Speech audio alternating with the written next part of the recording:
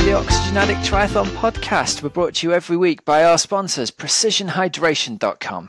Leaders in triathlete sweat testing and hydration with multi-strength electrolytes that match how you sweat. You can get 15% off with the code Oxygenaddict15. And Team Oxygen Addict, which offers event-specific training plans, coaching guidance from Coach Rob Wilby. Hello. Hello. And supportive teammates in a private Facebook group. Hello.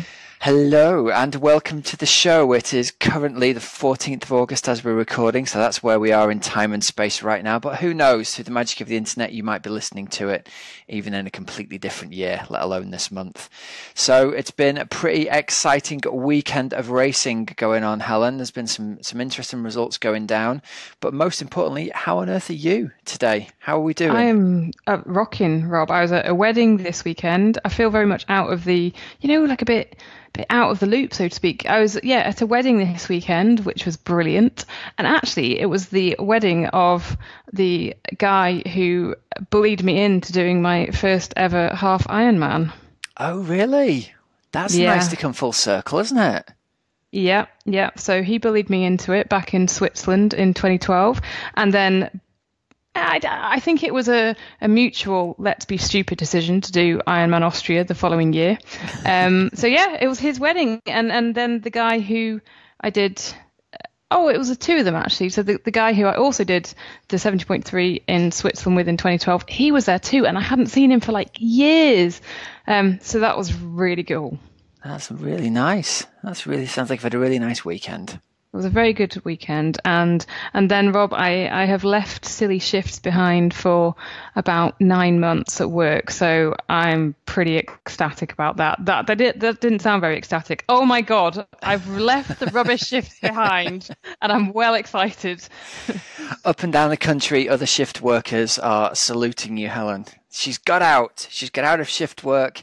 She's back in a regular pattern. So that'll be nice for you to not have to either be up at 4 a.m. or still awake at after o'clock in the night, midnight. Isn't it?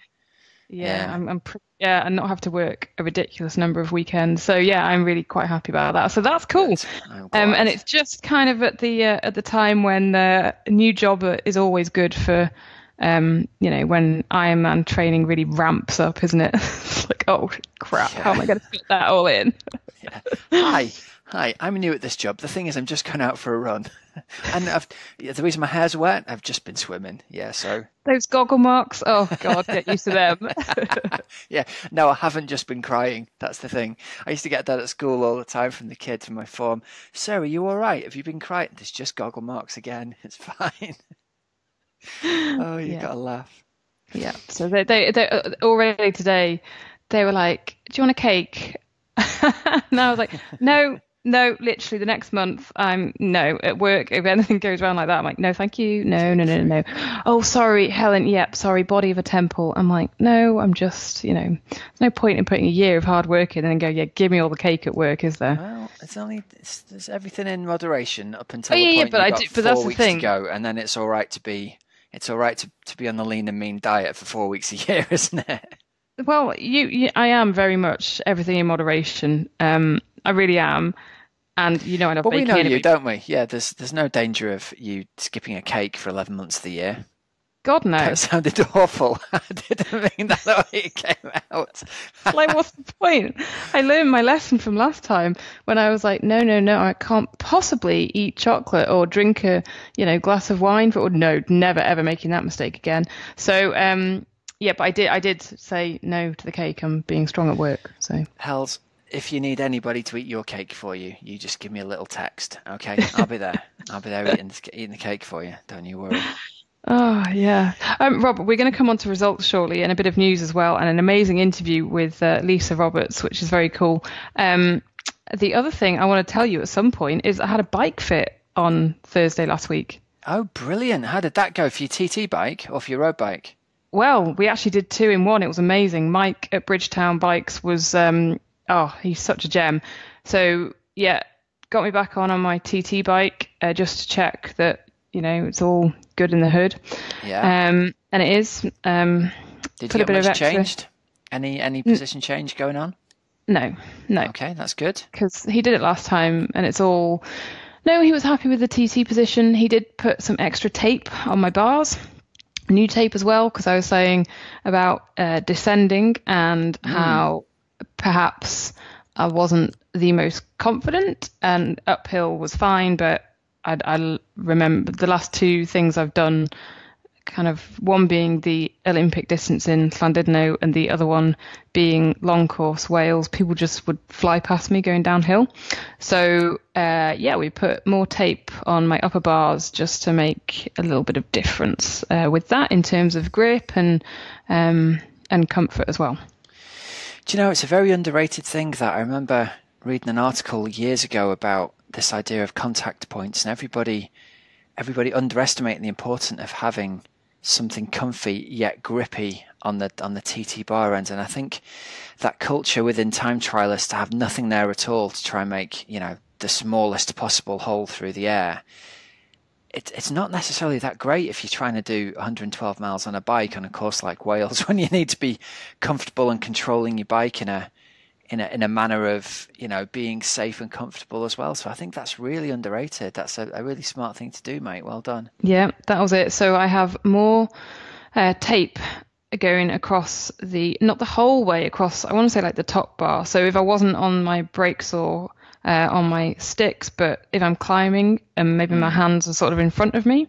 So previously it would have just been, the carbon or the metal of the bike, whereas now there is a bit more tape coming around. So I'll have my, hands on. To hold on to. Yeah. And then the grippier tape for if I'm descending and I don't know, perhaps I've got one hand on my sticks maybe and one on a brake or something like that. Like it will just be less slippy, and then hopefully that will generate a tiny bit more confidence and yada, yada, yada. So that was the Brilliant. TT bike time. So that was good. And then Clara, my friend's bike that from my Italy trip, Clara's done amazingly, but I now have a replacement for Clara. So this is very exciting. Oh, new bike action. Hells, I've been bike. hovering over the new bike button myself. Come on, tell me what you went for.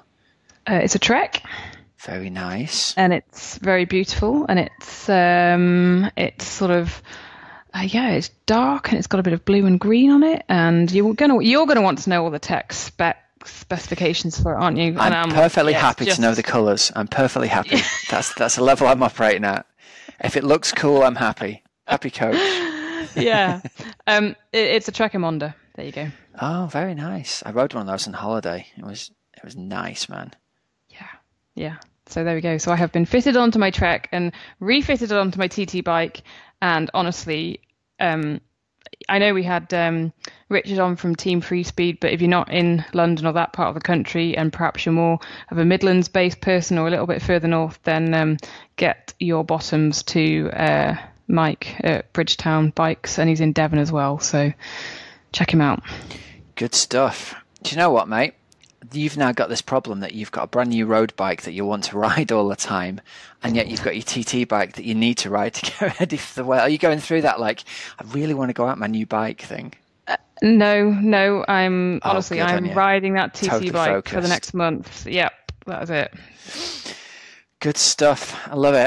I managed to get out for a ride with the club on Saturday, and we got slightly lost and ended up on the other side of Chester, and I ended up with I realised literally my first time back on the bike for 6 weeks, doing a 6.25 hour ride. That's good going, Rob. I was seeing blue by the end of it. We rolled back into Knutsford, and I had to stop at the petrol station. You know, when you're almost crying with fatigue and hunger. And I kind of walked through supermarket sweep style, putting armfuls of Snickers. I got to the counter and was like, I really don't need all this stuff. I just need to. I only have to get about another 12 miles home. That's it. The guy's like, are you okay? I was like, yeah, I'll be okay. Sell me a Snickers bar. I just need more sugar. Did you feel all right though, Rob? Apart from you clearly didn't feel all right, but do you know what I mean? Did you? Yeah, I was very surprised actually how. I think partly it was the mental. If you told me we were going out for 6 hours, I'd have been in mental distress right from the start. But because we were just rolling along and chattering and not going. It was a nice social ride. It was all right. So it was good for the confidence. Good, excellent. I was going to say I've got my last big ride on Sunday, I think. The mammoth one. Go nail it, mate. The route has been planned. We are heading into the Peak District again. Do you know, I bet there's lots of other people listening who are doing Ironman Wales as well and are similarly lining up the last really big weekend this weekend. So good luck to you and everyone else who's lining that up for is it September the 9th, 8th? No. Something, it's 10th. One of those. It's honestly, it's either the 9th, 10th, 11th. I keep saying. I know it's a Sunday, September but the 10th. Yeah. It's not drilled in my head. Good stuff. Yeah, there we go. Shall we crack on with some... Let's do some results. Let's do it. Yeah. Right. So first big race from the weekend was Ironman Hamburg. And it looks like there was some fairly stonking, well, one in particular, fairly stonking performance there, right? Yeah, the bit that stands out for me, Rob, is that James Kanama, who took win, he did a 2:40 marathon, and that was after a 4:24 bike split. So he won by a massive 22 minutes in... Oh, he didn't break the 8-hour barrier this time, but I know he has before. Quality athlete, so he did 8 hours and 36 seconds. Wowzers. That's, I'll tell you what, when you're 20 odd minutes ahead of the competition and you're obviously gunning for going as hard as you can, you've got to have total respect for that, haven't you? Oh, really, yeah. Really quality performance from him. Yeah, totally. And to keep going as well. So, brilliant result. Horst Reichel was second, Rob in 8:22, and then Markus Fachbach of Germany third in 8:25. And a big shout out, Rob, to big shout out for big Charlie Pennington. Yeah, Charlie's been I remember when we spoke to him, he was going to be concentrating a bit more on work again, sort of last year, wasn't he? Yeah, supposedly. But he did though, didn't he? He did. I'm 2016. Facetious because whenever anyone sort of says to me, I'm going to sort of ease off the Ironman and concentrate on work, usually that lasts about 3 days. And I'm giggling because in a bit we've got a short interview from Paul Burton to play, who's just done Norseman. And after we did the interview, we were chatting, and he sort of said a similar thing. And I was like, oh, yeah, okay. And he kind of laughed and was like, well, we'll see, So, so if you want to listen back, Charlie Pennington was episode 63. He's a great interview about, I think he finished second in his age group in Kona, didn't he? Yep. 2015, he got a podium, didn't he? And second age group overall, if I remember correctly, that year. So real great interview to go back and listen to there. So well done, Charlie, if you're listening, mate. That's a top result.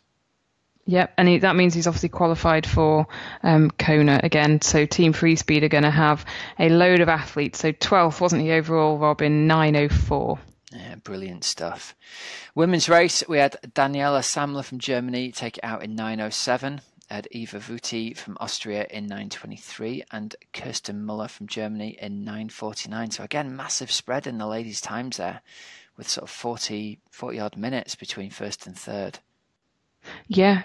I think wasn't Eva Vuti coming on the back of Ironman Austria earlier this year? You might be right, actually.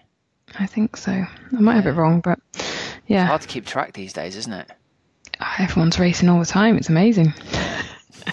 All right, so a bit of racing closer to home. We had the Cotswold 113 race, which for our international listeners takes place in a really beautiful area of Great Britain. Had a couple of guys racing this one, Hells, and I've got to say the reports I've had back from them were really high quality race, really well organised.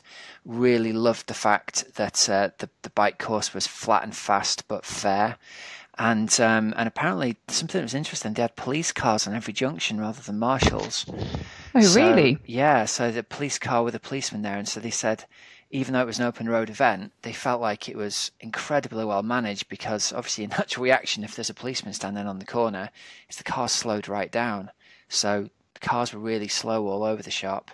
And they got some really great racing in there. So yeah, hats off to them for a really well organised event at 113 events. The male results I've got here, if you want to grab the females for a second. The race was taken out by Neil Eddy in 4:02, so a lightning fast course and a great performance from him. Andrew Robinson was 4:03, so he was about a minute behind there. So brilliant, close racing. And James Page in third in 4:08. Laura Clements took the women's win from Cardiff Triathletes in 4:43. Nice little 6-minute cushion over Sarah Richards in second, and then Libby Free was third in 4:51. Cool stuff. Now then, I mentioned a few minutes ago we managed to grab an interview, just a really quick 10 minutes with Paul Burton. We were talking about Norseman, weren't we, a couple of weeks ago? And you put a tweet out, say, did anyone race? And Paul said, I did. It was awesome. So we jumped on Skype and we got 10 minutes with him about the race itself and his version of the race, how his race went. So here we go. Here's Paul Burton. All right, so we're very lucky to have Paul Burton back on the show. Paul has just come back from completing the amazing Norseman event. So, Paul, how are your legs? Have you recovered, buddy? Legs are all right, actually. Due to the race, you only really run about 25k. The rest is crawling up a mountain. So actually, my legs are fine. I'm just really tired. So give us the greatest hits. For people who don't know what Norseman is, give us it's an iron distance event. Okay, where's it based and what's the difference to like in inverted commas normal Ironman, if there is such a thing? There's a lot of difference. So it's in sort of southern Norway, the Norwegian fjords. And there's lots that's unique about it, but it's I guess the main thing is a point-to-point race, and you have to have support the whole way. So you start. I mean, there's so many unique things about it. I mean, you start by getting on a ferry at 4 a.m. in the dark from Fjord, and it chugs out really slowly 4 kilometers into this fjord, and then you jump off the back at like 10 to 5, and it only goes light at 5:30, so you're in the dark. You jump out the back of this ferry and then swim back to the place you started, Eidfjord, in, well, it actually wasn't that cold for us this year, but it can be 11 or 12 degrees, that water. So in bloody cold water, swim back to the fjord. But then the swim's the most normal part of it. The bike is absolutely nuts. It's got 3,500 meters of climbing. But you go straight out of T1, you go straight into, basically, you reach the highest point on the bike course at 36k. So it's flat for 7k, and then you've got 2 climbs with a little break in the middle. The first one's 11k at 7%, or maybe 12 or 13k at 7%. Then you get a little bit of flat, and then another 10 or 11k at about 5%. So you spend the first 2.5 hours of the bike just climbing. Wow. But it goes from, so the bike goes from Eidfjord and it goes to another fjord 180 kilometers away. But you cross, so you do this big climb out of this kind of ravine from the first fjord, and you climb out through this sort of ravine that's got waterfalls, whitewater rapids. It's just absolutely stunning. Then you get up to this plateau called the Hardangervidda Plateau or something, and it's just desolate. And then you've got about 50k of sort of a gradual descent, which should be a nice recovery, but it's it's the moon up there. The weather could be absolutely anything. The second half of the bike's it's just hilly. You've got there's 4 climbs, 3k, 4k, 3k, and then 7k, and you just go climb up and then descend to the next one. So you spend pretty much the whole time just climbing. And then finally the last 30 odd k is down this lovely valley, so you get a nice recovery there. But the bike's a little sideshow, because the run is just the run's mental. It's flat around this fjord and then through this valley, and then at about 20k you do a little gradual left through this valley, and then the mountain comes into view, and that's your finish line. It's nuts. It's just, so I think the finish is 1,880 meters, and you're at about 200 meters when you see it. So you've got to do 1,700 meters of climbing in 17k. So the maths on that is an average of 10%. Is it just a question of putting your hands on your knees and just trying to power walk up as best you can at that point? Yeah, because I've done I've done the Ball Buster before at Box Hill, which is clearly a very hilly duathlon with Box Hill in it, and I've done some training runs at Box Hill and stuff to get ready for some of the climbing. But Box Hill's 5%. Yeah. This is double the gradient. I think the very best run it. but there wasn't. I was sort of doing a mixture of walking and a bit of jogging.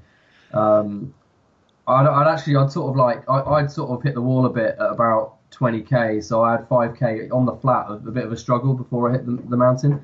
So I thought it was going to be a bit of a nightmare, but actually, even my walking and running, I realised that I was moving as fast as anybody around me. So there's nobody moving fast up the mountain. It starts with a thing called Zombie Hill, which is like 10k or I don't know, maybe 10k, just 10%. That's it, absolutely. And it's just going up these switchbacks up a road. Then you got a couple of k of sort of flattish, and then you hit the last 5k, which is like, I think it's at 15-16% average, and it's boulders, rocks, craziness. Yeah. It's awesome. Now, one thing that's often like very different in races like this, the camaraderie amongst the competitors, it's more like people getting on with each other to try and help each other survive the experience rather than racing each other. Was it very much like that at Norseman? 100%. And actually, you've got the added, and the thing that makes this race the most special, alongside the terrain and the course, is the support crews. So in the race pack, it says, like, aid or nutrition. It says athletes will be given a cup of hot soup at the end. That's it, right? It's not like an Ironman where there's an aid station every mile on the run with Coke and bananas and massage or whatever. So every athlete has to have a support crew in a car, and they have to kind of follow you literally from T1 all the way to the finish line. And so not only you've got the fellow athletes that you've got a real relationship with, but the other support crews. So you see... So a support crew will stop somewhere, like on a hill, give you your kit or your food, then they'll pack up and drive past you, and then see you again like an hour later or something.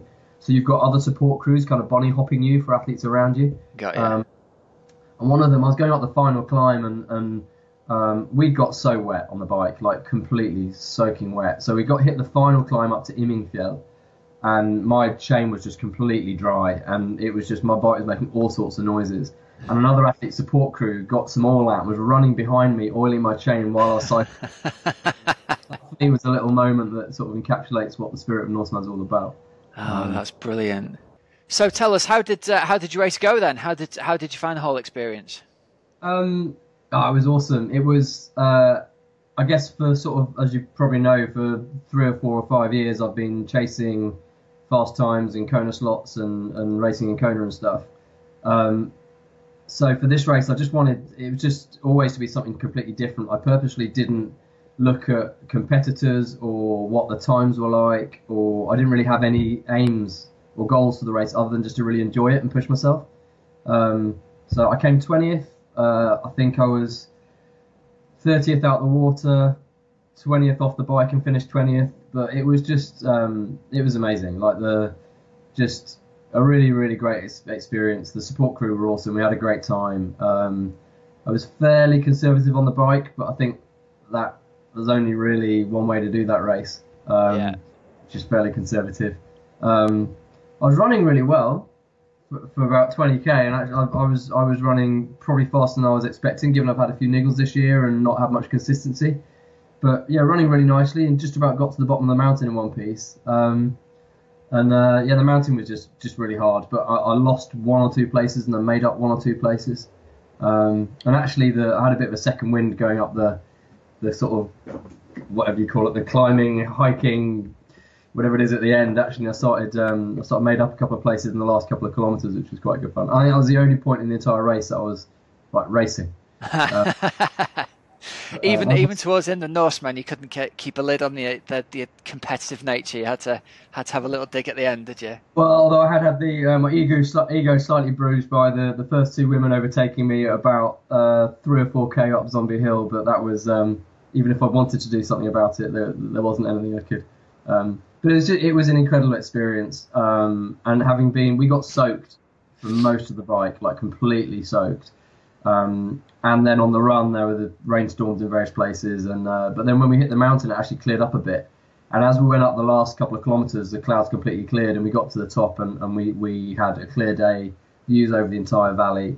It was awesome. Yeah, I mean, I'd recommend anybody to give it a crack. The ballot's getting very, very hard to get in now. So they have I think it's 250 people, and this year they had almost 4,000 people apply for those places. Wow.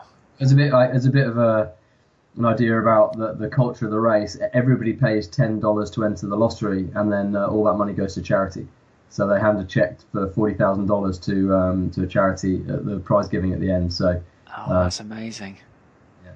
Real old school racing, huh? Yeah, it's organised by the local triathlon club. It's awesome, and it's weird because 250 racers. I guess there's probably 1,000 people if you include the support crews. So it feels like quite a big race, but it still has all the little touches and feels of just a little local race organizer, like you might in the New Forest or whatever. Just a really, really fun experience, and really kind of cut back to the roots of why we do the sport, I think. Really cool.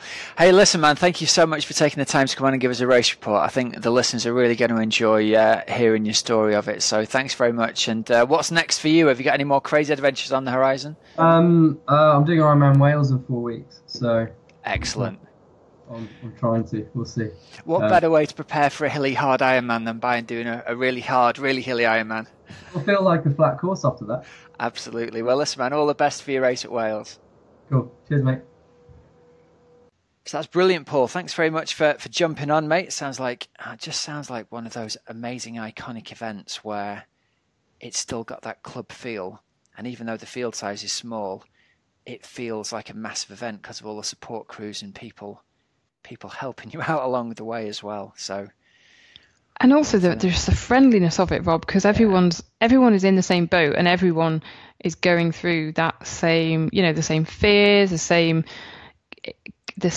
sort of climate and conditions, and jumping off a ferry into a fjord. Everyone knows how mentally tough all of it is. So, everyone's in the same boat. So you're going to be kind of more friendly automatically, I think. Paul sent us some photos as well, and it looks really stunning. You got any ideas in your head about riding across Norway? Maybe that could be a summer holiday for you one year. No, should I tell you what I really, thinking about it more and more, what I really loved about Italy? Yeah. The bloody sunshine. The fact it was warm and blue skies. Yeah. So, no. Stunning scenery, but a little bit bleak for the 2% body fat, I reckon. You and me would be a bit shivery up there, wouldn't we? Yeah. It would be absolutely stunning, but I think Italy would probably come. Italy, warmth and gelato. One day maybe, Rob. I did. I remember hearing a talk from Emily Chappell, who was a bike courier in London, and then did a bit of cycling around the world. And she was talking about cycling through Alaska and Canada in the middle of winter on a fat bike. Wow. Not for me. It's not top of my bucket list, I must admit. Yeah, no, there you go. That's all I'm saying. Sounded pretty impressive and an incredible thing to do, but not one for me. Well, I've just had a little check, and I think the lottery for entries, it looks like last year it opened sort of the first week of November. It's not confirmed on the website yet when it's going to be, but the lottery to enter to win a slot to be able to enter, looks like it happens in the first week of November. So if you're considering it, listeners, you've got a couple of months yet to get your thermals warmed up and practice sitting in a bath of ice. Cool Love beans. It. Love it. Right, let's jump in and we'll do Coach's Couch this week. And this is going to tie in a little bit this week, Hells, with the Cotswold 113, because I had a coaching call this morning with one of my athletes who raced there. And he brought up a question, and I thought this would be great for the podcast. And it's to do with something we haven't talked about much, actually. It's to do with drafting. So, Cotswolds, flat, fast course. The athlete in particular was a better biker than he was a swimmer, so he was riding through the field. And he said there were packs where you'd come across a few people and you'd go past them. And then at one point he came up behind what was clearly a pack of riders, and he said it wasn't like a chain gang with 6 guys in a row. It was 12 or 14 people riding 3 abreast across the road, sort of 3 sets or 4 sets of 3.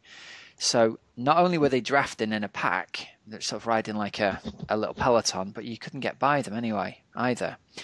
So his question was, it's like, what do I do in this situation? I sat there for a bit, and I didn't want to go into the draft zone, and I kind of worked out what I was going to do and decided I was going to try and overtake them. By necessity, that involved sort of going over the line, and I wasn't happy about that. So as I started to go by them, they started to speed up. A car started to come the other way. I had to sort of smooch into the middle of the pack and get in and amongst them, and then sort of couldn't get away in one direction, but then didn't want to put the brakes on and brake and get out the back of the pack. So it's I thought it would be a really interesting thing to talk about with, I'm sure stuff like this happens quite a lot with people racing at all kinds of distance in the country. So yeah, interesting one to throw out there. What do you do in that situation where you come across the pack that you can't get by, you can't get past, you can't drop, and yet you're riding, if you were left to your own devices, you'd be riding faster than them. So yeah, what do you think? What have you done in these situations? It is a really, really difficult one, because you want to race fair, absolutely, don't you? And you sort of want to yell and say, what the heck are you all playing at? Well, that's one stretch, isn't it? You can have a word with them, and you can say, what are you boys up to? Probably won't be that well received. Never has been in my experience. Say, give a damn. No one's here. We're playing the game. Yeah. If the organisers aren't, or the draft busters aren't pinging us up on it, well, they could be not doing their job properly, or that's a bit ridiculous because you can't be covering, 56 miles. What would I do in that situation? I'd like to think I would just drop back a little bit and stay in my own pace, but then I'd get really annoyed because I would feel like, well, I should be going a bit harder. So it is exactly that dilemma. That's the thing, isn't it? Yeah. And it's really difficult when you're racing in that situation to think of the bigger picture and say, right, what is better? Do I stay back but know that I'm playing within the rules and I might lose a tiny bit of time? Or do I burn a candle and burn a match and go on ahead? Well, here's what we went with in the end. I think the first bit of advice I had, and Martin the athlete is very sort of calm and considered and level-headed, and he was like, right, so I'm not going to get wound up and annoyed by it.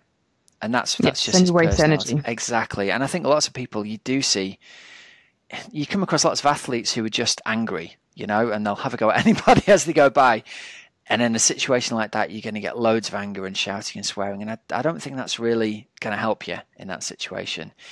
What he went with was riding the legal distance behind the pack, so 10 meters back, whatever the drafting distance was in this particular race. And he said he was amazed by how much of a difference it made, even being legal, but that's it. Being behind that pack. He said it wasn't freewheeling, but it was 20, 30, 40 watts less than had been putting out to catch this group up. So it was like getting a recovery in. So we sat there and he was like, well, I'm not going to be able to safely get by these guys, so that's not going to be the option. And it just waited for a bit of a hill to come along, and the hill broke the group up naturally. And at that point, he could ride through, and off he went. But his interesting point was, I wasn't going that much faster than them as I rode up to them, and to get by them took a massive spike of power, and even then I couldn't get away from them because someone just jumped to my wheel. So you've got to tactically play that part, I think, and usually if you are a stronger rider who's caught them, the hill is your opportunity to put a little bit of space between you and them. So yeah, I think be smart, get a bit of a break, stay legal, and more than anything, let's all be fair. Let's go out there and be ethical about it. It's a really boring thing to say, isn't it? But I've always been a big fan of just like not treating it like a sportive, because it's not one. That's exactly it, and it's just annoying when you come across it. Yeah, Totally. Really, really annoying. Rob, just while we're doing Coach's Couch, and I'm only going to put this in here because I know you'll have an opinion on it, and it's only come through, but I know that it is like coming up very soon, so we need to answer it sooner rather than later. DJC got in touch with us, and he says, "Hi, racing Ironman Dublin 70.3. Would you do the run-walk concept for the run, or would you go on some other advice, which would be 7K at 5:30 pace, 7K at 5-minute pace, 7K at 4.5-minute pace?" What I usually advise in these situations is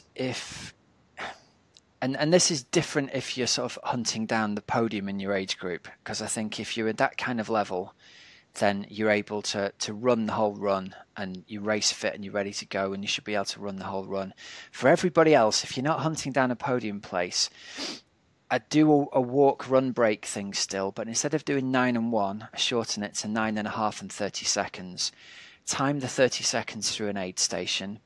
And again, play that game where if the aid stations aren't exactly 10 minutes apart, which they rarely are, give yourself an extra little walk break of 15 seconds between those two aid stations if they're a bit further than 10 minutes apart. So for the first half of the race, you're going to do 9.5 and 30 seconds and use the opportunity to get some aid on. The second half of the run, that last 11K, you're going to run as hard as you can. Okay, so the idea is you're going to be fast when the race is slow. I think that having those little walk breaks at the start, especially if you're a slower runner, is really going to help you be able to either maintain or pick up the average pace in the second half of the run. So hope that helps for Dublin. That's coming up this weekend, isn't it? Yep, correct. As we record, yeah. And also Ironman Mont Tremblant out in Canada. Yes, also correct. Did I say that correctly, or was it the most ridiculous, stupid French accent you've ever heard? No. It was acceptable, Rob. Passed the test for sure. See, right. That's 2.5 years of sitting close to you. I'm learning. Yeah. It'd be pretty different if a French Canadian said it or a French person said it, but I'm not going to go into that. Let's move on, Rob. Why don't we hear this week's interview of the week? Yeah, this week's interview of the week is Lisa Roberts. She's fresh from a recent third place at Roth, and she's had a load of experience at podiums at Texas, Chattanooga, Mont Tremblant itself, and Nice. So, really fun interview. So here we go, the lovely Lisa Roberts. So, Lisa Roberts, welcome to the show. It's lovely to have you on. Thank you for taking the time to come and be interviewed. Fresh from third place at Alpe d'Huez and third place at Roth. So you've had some successful racing recently. So congratulations on those. Thank you so much. I wouldn't say I'm fresh off of them. I'm far from fresh from those. But no, those are two great results. How long ago was Alpe d'Huez now as we speak? Was it this last weekend just gone? It was it was on a Thursday, so it was July 27th. So yeah, about a week. About a week ago. So the big question is always, can you walk down the stairs without going backwards or shuffling on your bum yet? Still scooting down on my bottom. Yeah, yes, yeah. Brilliant. Well, listen, we'll come back around to talking about those races, I think, a little bit later on, because they're two fantastic races. And I've just been reading your reports on your blog, actually, which is great. So if people want to go over and check that out, it's lisajroberts.com. And I've got to say, I've enjoyed reading your stories on there. Thank you. So let's talk about basically the life of a professional triathlete. How did you end up in triathlon in the first place? What did you do as a kid that led you on to becoming a professional triathlete eventually in your later life? Yeah, well, as a kid, I grew up in a rural town in Illinois, which is kind of right in the center, the heartland of the states. And as a kid, I grew up doing the usual sports of softball and basketball and soccer and all those. And kind of as I got into more junior high into high school age, got into doing track and field. And I absolutely fancied myself as a long jumper and a hurdler, of which I am neither of those two by a long stretch. And so here I am rambling along in, track and field and, not really contributing much at all to the team at NEATS because I'm just not that good at any of those events. And so there was one day our mile runner was sick. And so coach turned to me and said, all right, Lisa, you're doing the mile. And, kicking and screaming. I was like, oh, my God, do you know how many laps of the track that is? He said, yes, it's 4, go.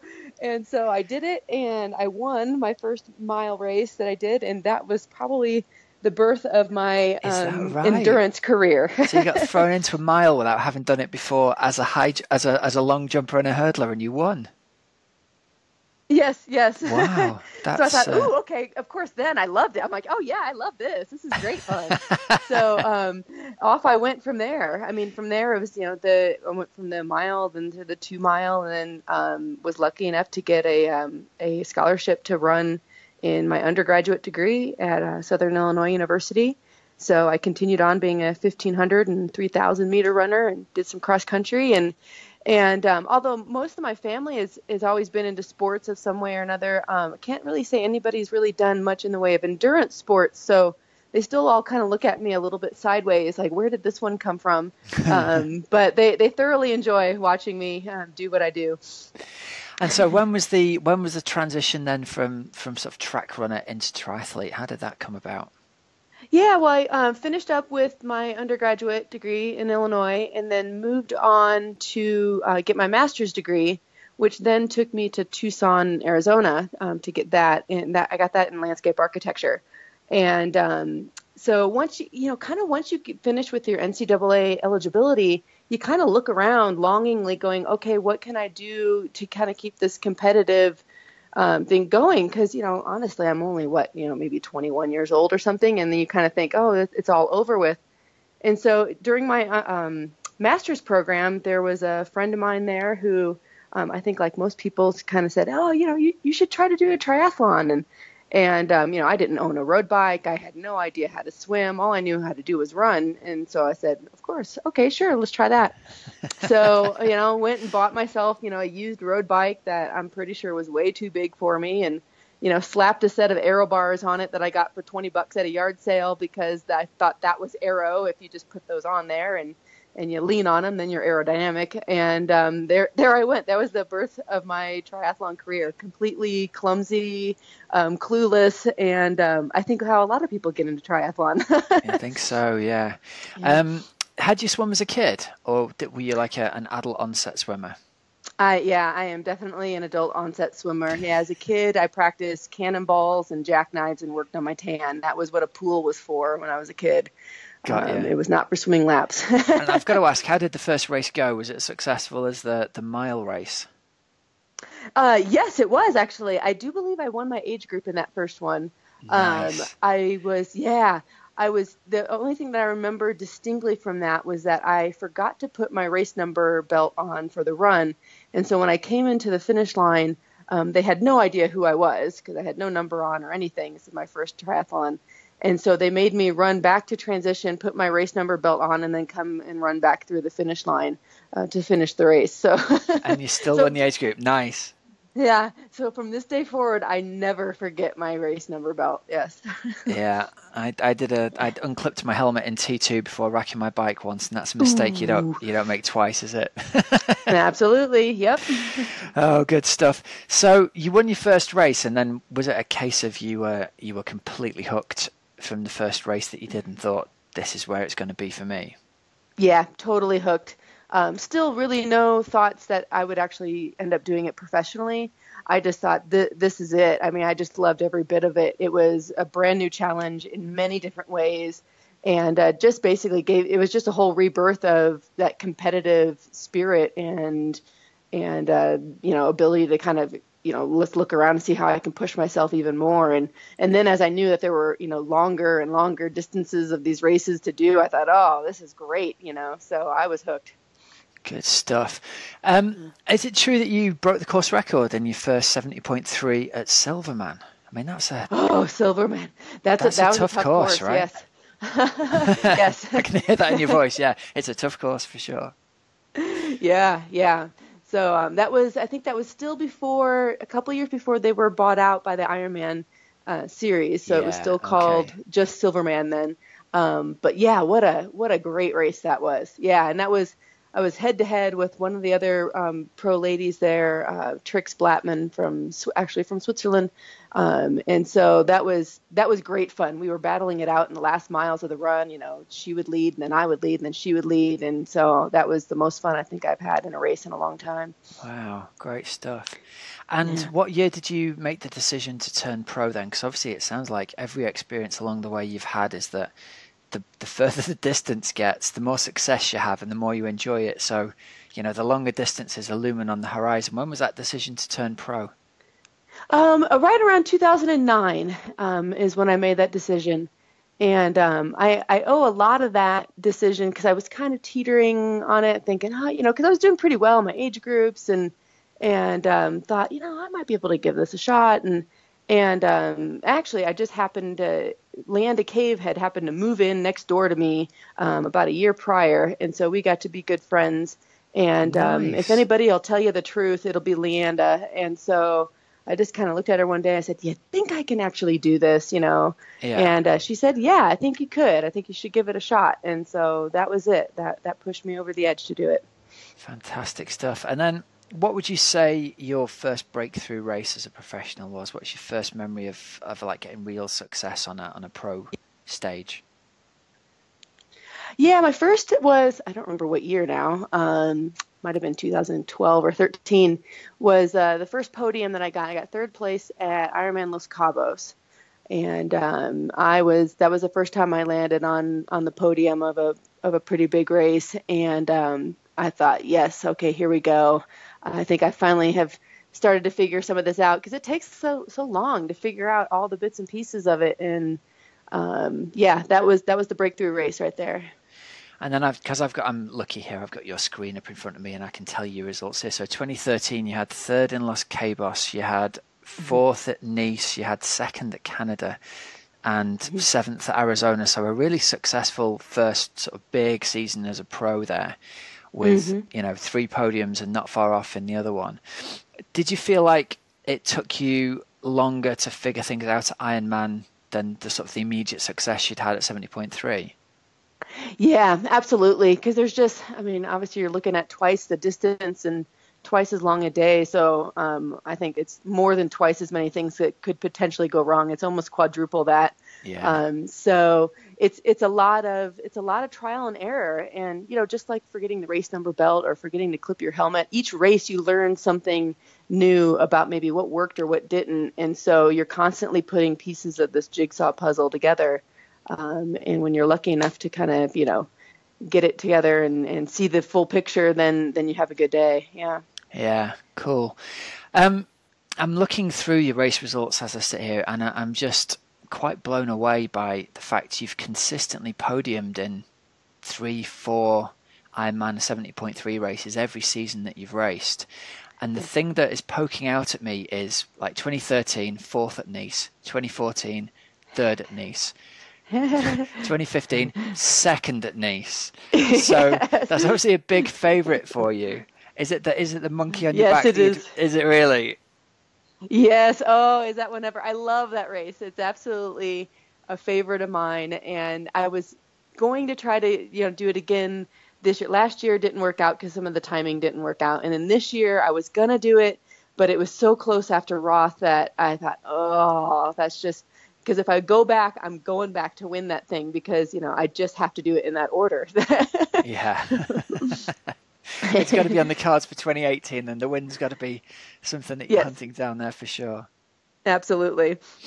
Well, let's fast forward then to this year, because the big result that I think has kind of stamped you on the international scene in everybody's minds is this third place at Roth, which is, well respected as the biggest triathlon probably in the world. Probably second most famous to Ironman Hawaii. And your blog about it just sounds like you had a brilliant time firstly. So talk to us a little bit about your Roth experience. Yeah, I'm still just kind of floored by that whole experience. It was a little bit of a last minute decision to actually race it. I kind of put it on the calendar and I had just recently traveled from Arizona to San Moritz to start some training for the summer. So I wasn't quite sure how I was going to adapt to just the time change and the altitude and everything. So it was kind of up in the air. And then probably made the final decision to do it less than a week before the race.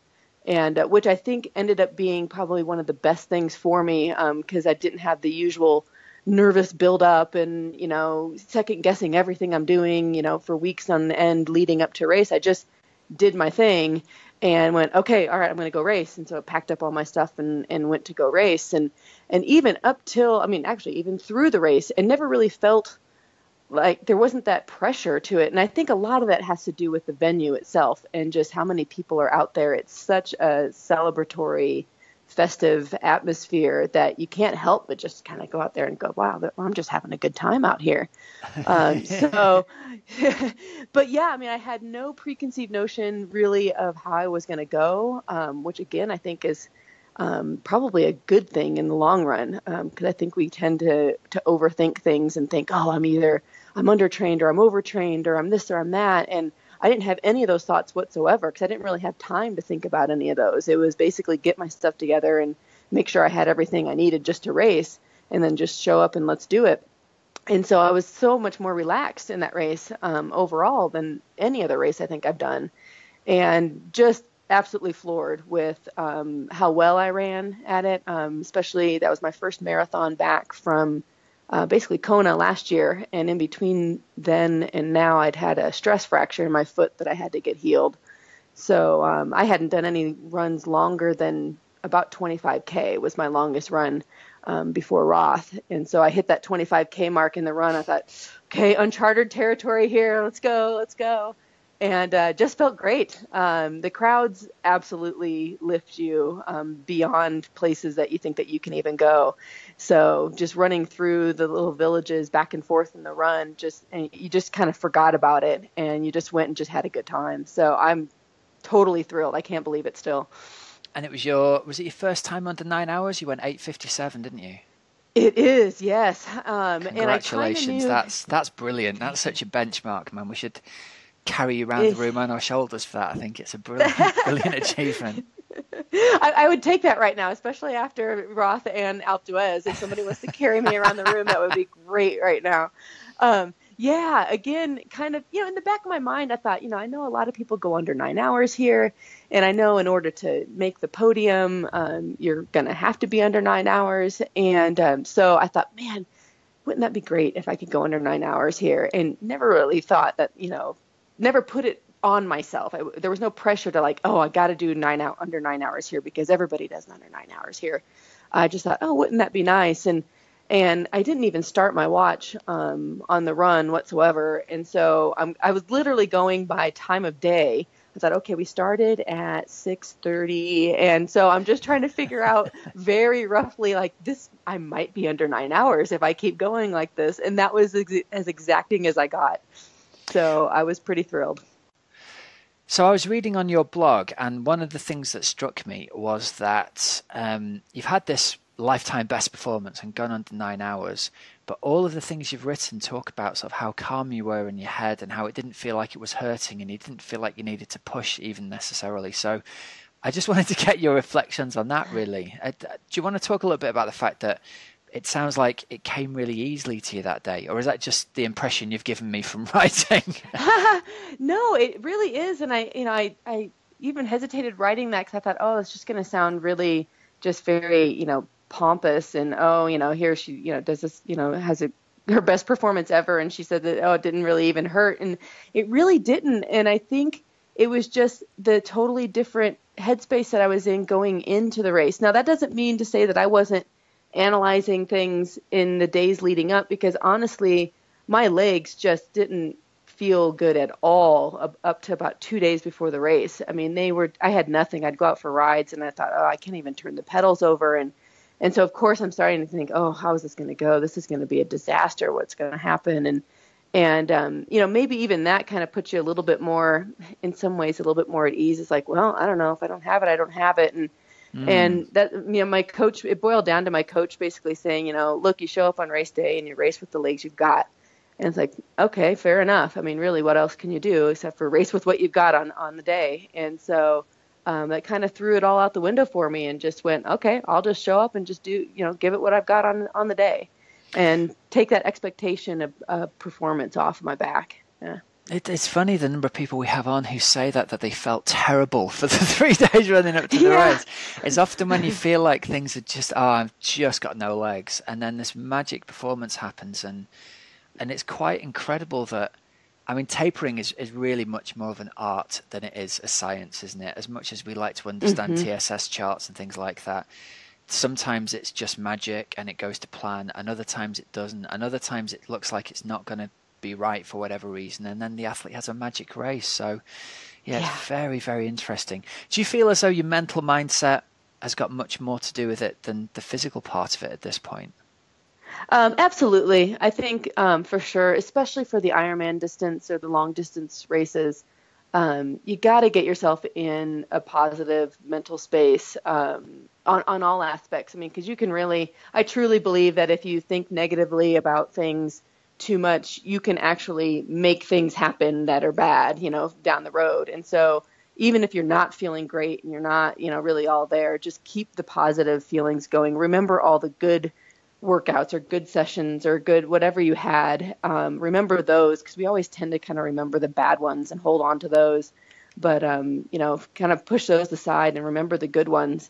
And I think that positive thinking goes a long way on race day. I'm going to ask you a bit of a left field question, because there's a bit in your blog here where you've written, it's probably dramatic to say that I had to really dig deep or go to the well to perform that day, but honestly I didn't. I was thoroughly relaxed and calm and present every minute, and simply executed on race day what I've been practicing. And that phrase there, I was thoroughly relaxed and calm and present every minute. Do you practice like mindfulness and yoga and that kind of thing in your everyday life, or is it just something that happens naturally as you're racing? I don't do like a formal yoga practice. I mean, I do it actually during my workout sessions on a daily basis, and sometimes without even knowing. And I think a lot of that, I learned it kind of secondhand even in my distance running career. I never really, I didn't read much on that or didn't learn how to do it. I would just naturally envision things in my mind while I was running. And so whether it was, a certain kind of form or, just feeling fluid, or, I'd picture certain scenes in movies, and that would always carry me through. And so in every one of my workout sessions, at some point in time, I kind of zone out. I go into this zone where I'm envisioning something else, or I'm just practicing kind of getting centered, and that's it. So it shows up again on race day without any problem. So basically, it sounds like all of your training sessions are as much like mindfulness practice as they are physical training. You're practicing being in the moment and being right there. And that's really interesting. I love that. Yeah. Right, I want to move on and ask you a little bit. You mentioned this in the pre-interview, but you're in St. Moritz at the minute, training over there in what is probably the most stunning, beautiful location in the world, right? And you've gone over to start working with Brett Sutton. So talk us through a little bit how that experience has been for you. How long have you been with him for at the moment? I've been with him now since November of last year. Okay. And this has been my first, good long period of time that I've actually been able to spend physically with him. It's been all online up to that point. Mary Beth Ellis is also, I would consider them, I guess, co-coaching me as well. Mary Beth also being located in the States, it makes it a little bit easier for me when I'm back there. So I've got the two of them on board, and it's been a great experience so far. I felt that, my experience as an athlete and sort of where I was as an athlete at this point in time, I figured that I would be able to physically and mentally be able to handle the load of the workouts that he gives us, and just his approach overall to training. And it's been working out really well. There's been, and actually even this summer, there's been a handful of athletes out here. They kind of come and go. Some are short course athletes. Some are also other long course athletes. And so the dynamic of the group training together has actually been really great. It's always a little nerve-wracking, when you get a bunch of athletes together who are also competitors at races. There could be that tendency to, sort of every workout is a race, and there's just this, everybody's at each other's throats. But it's actually a very supportive environment, and so I think I'm getting a lot of benefit out of being here. Yeah, and it makes a lot of sense, doesn't it, that if you want to be the very best, it's hard to find training partners who can keep up with you. So you're going to have to train with people at the very top end as well. Yeah, now, absolutely. Everybody always wants to know the kind of training that pros do. So I don't know whether this is an impossible question to ask, but is there a typical structure to your day and to your week that you could talk us through in terms of the swim, bike and run type stuff that you do in a standard week? Yeah, I mean, it's, a standard week.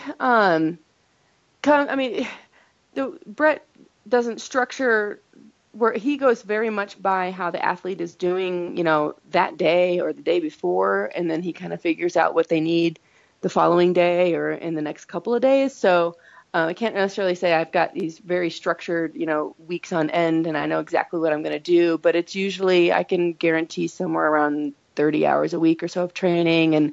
And for me, being a weaker swimmer, I can almost guarantee I'm going to be in the water every day of the week in some form or another. And that's usually one of my first sessions of the day is the swim. And then, again, on the bike, I got another probably at least 4 to 5 days on the bike in some way or another. One of those days is usually a longer ride. Other ones, I can guarantee that I'll be doing some sort of interval work, whether it's hill repeats or otherwise, some longer intervals maybe. Yeah. And then, for running, again, like a lot of people have, kind of a weekend long run is usually pretty standard, usually on a Sunday. And then at least one other day in the week, I've got, some sort of interval work. It might be hill repeats again, running, or a session on the track. Or I do some sort of fartlek workout on the trails here. So, and it's, for running, again, it's probably another 4 to 5 days a week of running. So, okay. Yeah. And you obviously, I'm just going to say obviously, do you consider running to be your strongest discipline still, having come from a run background? Because obviously did you run 2:56 at Roth? Is that right? Yes. Yeah. Nice. Yeah. Well done again. Another shoulder lift Thank for you. that. Yay, thank you. Yeah, it's definitely my strong suit, and I'm actually surprised myself in recent years with how consistently I've been able to run at or just under 3 hours for most of my Ironman races. It kind of floors me a little bit, even if I'm not feeling all that great. A couple years ago, I did Ironman Chattanooga and running along and wasn't really paying that much attention to my run time. I'm always trying to make up ground all day. So for me, it's all about, okay, what's my time gap to the girls in front of me, as opposed to what pace am I running? It's just, let's do what I have to do to catch these girls. And even that, I thought, oh, I'm feeling really bad. This is going to be a really slow marathon. I think that might have even been 3:01 or 3:02. And that's a tough course too at Chattanooga. So I thought, gosh, I think I've locked into this pace, so I'll just leave it where it is. This is good. I like this. So yeah, I can't explain it. I really can't, but I'll take it. Nice. And yeah. What would be something that you consider to be a breakthrough session that you've had? Can you think back to something? It might not be physically something that was that demanding, but can you remember having had a workout where you got to the end of it and thought, I'm a changed athlete now because of this? Ooh, let's see. That's an interesting one. Or is it more a case of it's like the continual day after day, session after session build up? That's, I think it's more that than any one individual. Because again, a lot of the approach, I think Brett and I think other coaches take as well, is it's not so much about being, an absolute rock star on one day for one workout. It's the day in and day out of, getting the sessions in, making them as solid as you can, even if you might not be feeling all that great. And it's just that sort of slow buildup to where then on race day is, I think, whenever I, get the big sort of aha moments. That's usually whenever I see things come to fruition.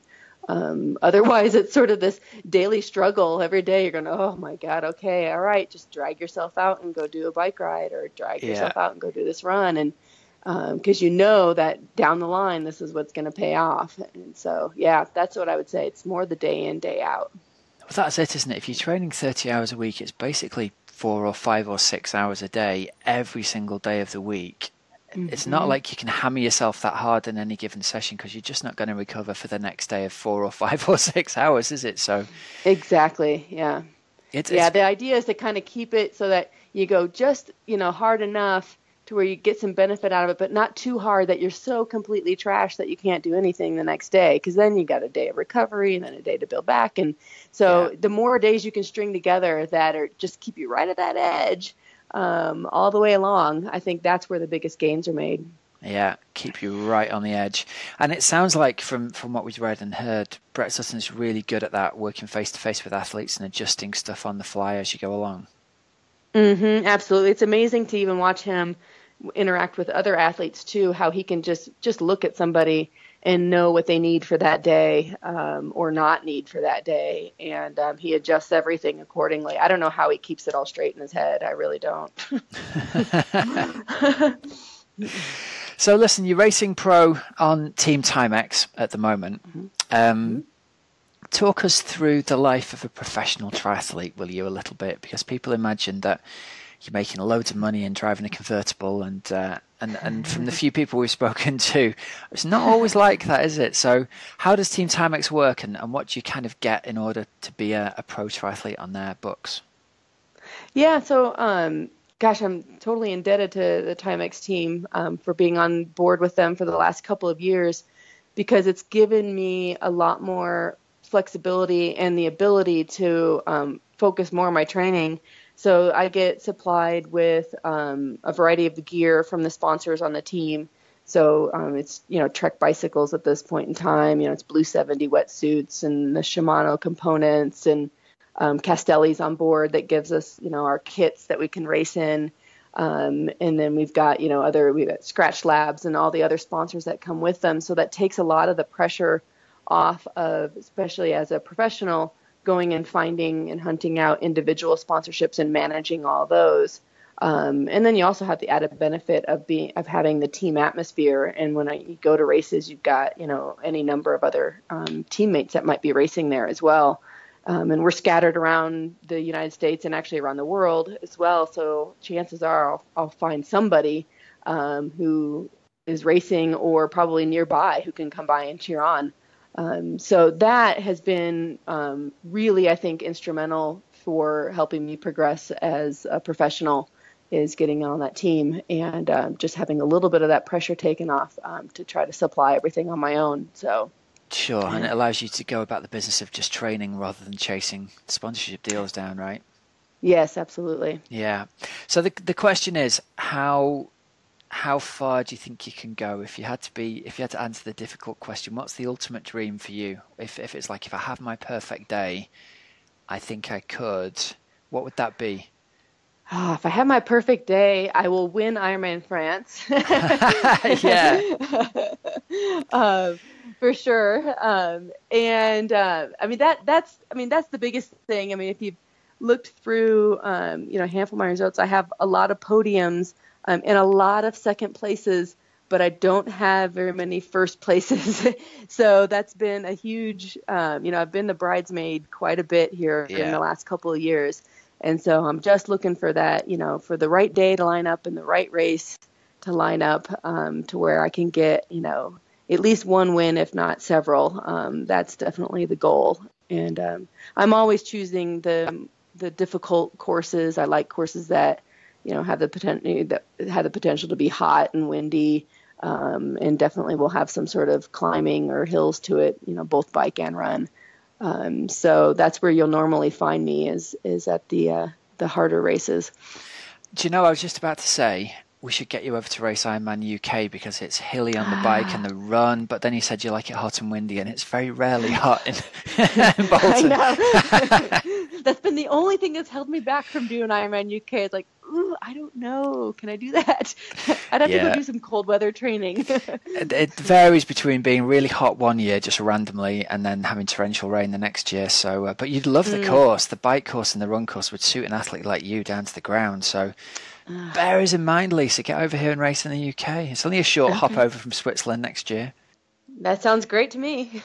All right, great stuff. Thanks very much for your time. So the thing I couldn't get over in that interview was the whole I was so in the moment, the marathon didn't hurt. That was the real interesting giveaway, that if you can get yourself into that space where you're so mindful of what you're doing and you're not thinking about you hurting, you're just thinking about running, that must be an amazing feeling. I don't think I've ever had it myself, but it just sounds magical, doesn't it? I think I had it for about half a mile, maybe a couple of miles in the Lisbon Marathon a few years ago, and I just thought, wow, I am in the Zen place. It was great. It has never lasted for 3 to 4 hours, four a bit. But no, I really enjoyed hearing Lisa's about, as you say, like the mental side of things. I also love how she got into running in the first place, when they were just like, yep, you're doing it at school. You're doing it. You're doing that mile run. We haven't got anywhere else. No. Yep. Just trains on. Off you go. There's not many like sprinters and long jumpers who could jump in and win a 1500. Like give it to Greg Rutherford. Here you go, Greg. Jump in the 1500. See how you get on, mate. I don't think he'd thank you for that. Probably not.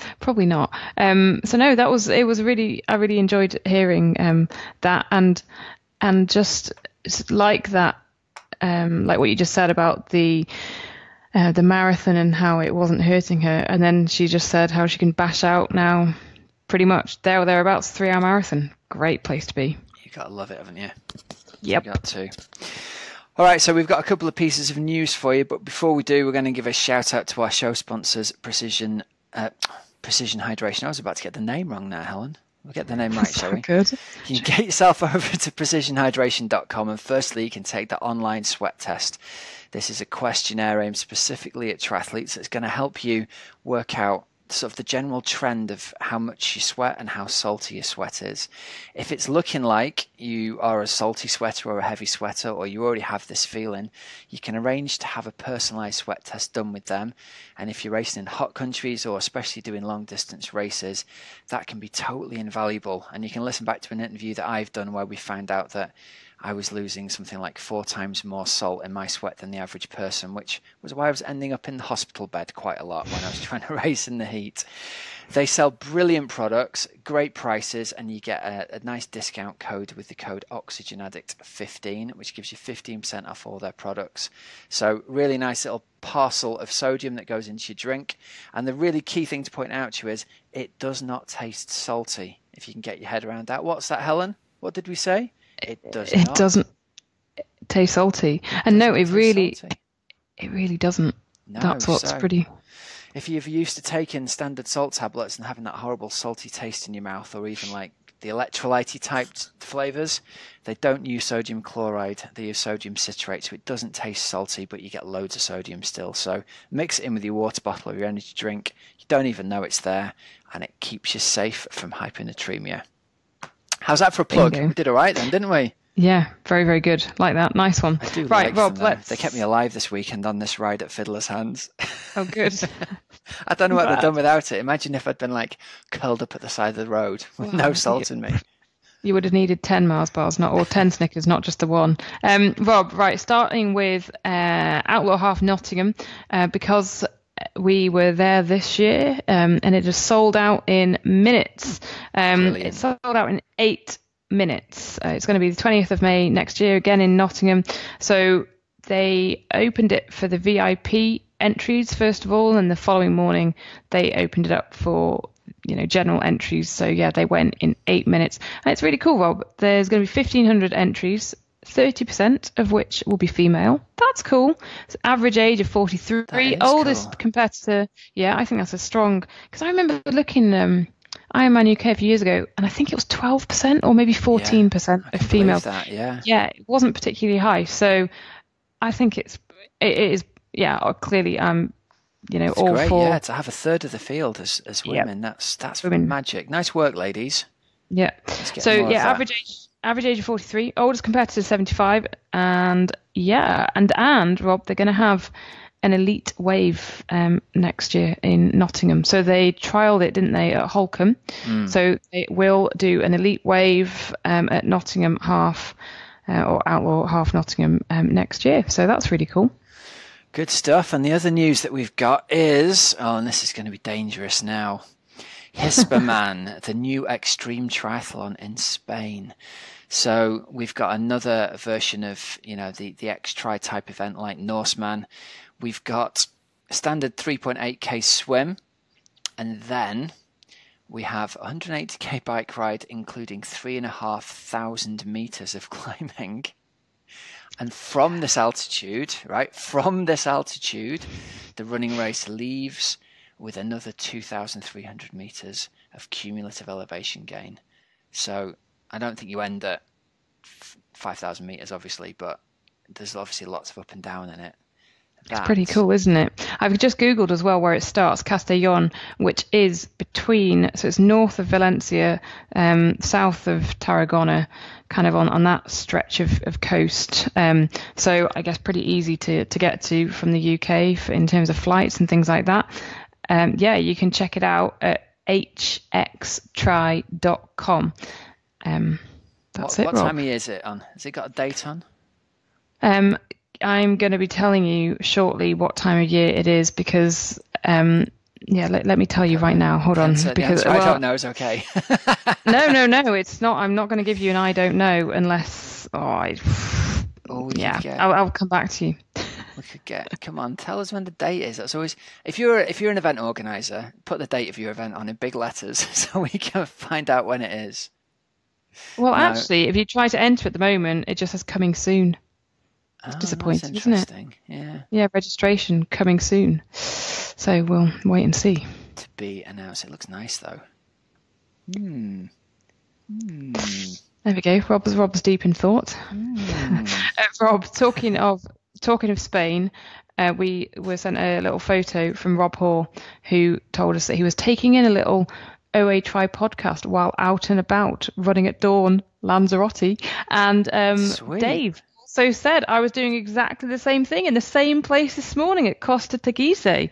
So that's kind of cool. And then one of the person who got in touch with Ben, and Ben said that, not from Spain, he took part in a great little Try a Tri event by Avon Valley Run in Trowbridge. And he said that it was a super sprint for newbies or a aquathlon for all. Very cool. Welcome to the club, my friend. All right, I think we're going to have to wrap it up for another week, Helen. It's just about the end of our show, isn't it? It is. It is time to go. So if you're currently enjoying a run along the coast of Costa Teguise, or in fact anywhere, well done. It's raining here in the UK as we record, so enjoy every second of the sunshine. You've been listening to the Oxygenaddict Triathlon Podcast. I'm Coach Rob Wilby. I'm Helen Murray. Have a great training and racing weekend. We'll talk to you again next week. See ya.